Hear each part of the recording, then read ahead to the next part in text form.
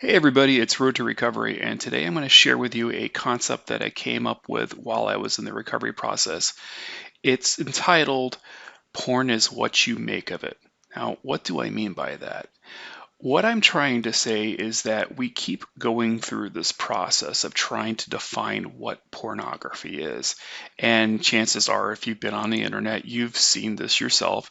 Um, the concept being that because we are addicts, we tend to try to find that line that says, well, if it doesn't have these attributes, then it's not porn and it's okay for me. And what you find yourself doing is constantly splitting hairs. In other words, you're really being an addict. You're just trying to find what type of content that you can consume, still go through the same process of, endlessly seeking, consuming, and finding sexual gratification, but not calling it porn. And certainly to a degree, I think many of us, especially men, as we are growing, through our teen years, we kind of always have been, skating that line. A lot of us didn't grow up, exclusively on hardcore pornography. We probably found something a little bit more timid. But that doesn't mean that we're not making porn of it. And this is a key concept. So through your perceptions, you're seeing things in your environment that you get sexually aroused through. And for some folks that can be just about anything. Current day right now, you got a lot of guys out there finding sexual gratification through anime. Would you consider anime to be pornography? Now, the perception angle here is that for a lot of folks, anime is not pornographic unless you go seeking, something that has explicitly sexual content to it. But the problem here is, how are you perceiving the content? That is the most important concept. Are you making porn of it?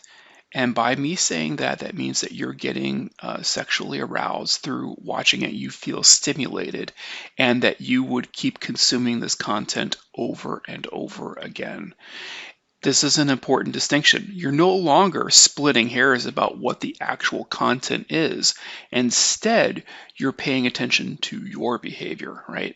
Your behavior is dictating whether or not the content is in fact pornographic to you. So by doing this, you stop splitting hairs, you stop living in denial patterns, and now you're paying attention to yourself. If you're making porn of it, you've made porn of it. And by doing this, you can actually define what your bottom lines are and say to yourself, yeah, clearly, you know what, when I'm engaged in this content, whatever the content happens to be, I'm making porn of it. I'll share something with you. When I was early in recovery, I was constantly leveraging YouTube in order to help out my recovery effort. And I was engaging in lots of different content. I was looking at, self-help videos. I was looking at exercise videos, just because I needed to be able to get access to these sorts of things. And I didn't have a lot of money. I could only afford so much therapy.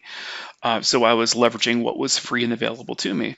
And through this, when I was looking through YouTube, I was actually doing lots of yoga, endlessly doing yoga. And you can hear some of my first videos I produced on, hey, here's some YouTube content that's out there that's freely available.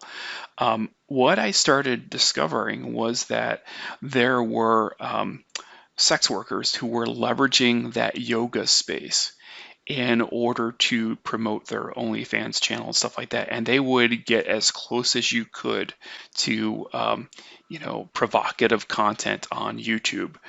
And they were trying to lure in customers, right?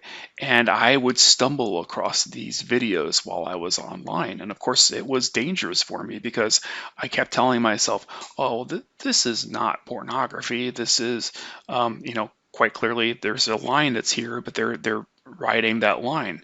But at some point, I started realizing that this was a marketing message. This is sex workers trying to use yoga as a vehicle for marketing their OnlyFans channel.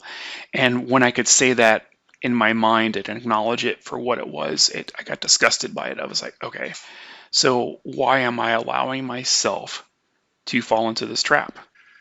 And of course, I was a little angry about the fact that this person was leveraging a spiritual foundation and a good exercise in order to gain, fans for their channel. It put me in a point where I was not only angry but disgusted at myself because I had found myself falling into a trap. And so what I had to acknowledge was the fact that, hey, you know something? I was making porn of this. I had taken this thing and made porn of it. And once I could acknowledge that I was doing that, then I could take ownership for my behaviors and say, you know what, this is really riding a line and I shouldn't be there in the first place because my intent when I was going out there was not this, right? So anyway, I hope that you found this information useful.